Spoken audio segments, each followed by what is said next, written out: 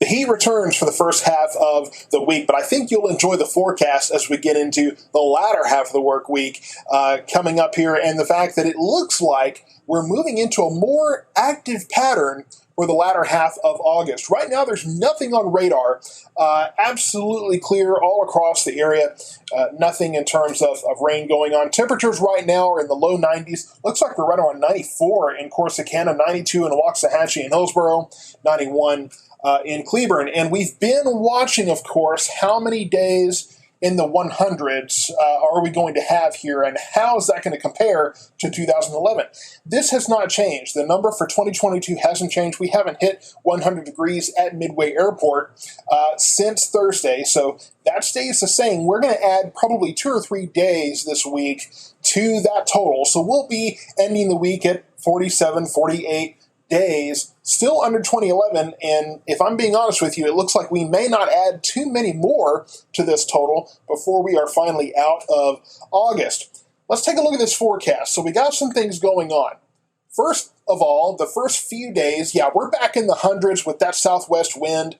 It's going to be warm August conditions for the first few days. 100 tomorrow, 101 on Tuesday, 103 looking at the hottest temperatures on Wednesday, but we're right ahead of this cold front, so that's called compressional heating, right ahead of a front, and we've talked about this many times. Right ahead of a front, it gets really warm because you're kind of compressing those warm temperatures right ahead of the front, and then it comes through. Check out what happens for Thursday and Friday. We're in the mid-90s. Some places, those outlying areas, may even see low 90s on Thursday. We're back in the mid to low 70s overnight, so that even the evenings will be a little bit cooler. And here's the thing. This is pretty nice, but I've been watching the forecast for next week, the week of the 22nd, and it looks like that week is going to be even more active. Could be more widespread showers and thunderstorms during that period of time. That's still further out from the forecast that we normally look at, but the forecast for next weekend,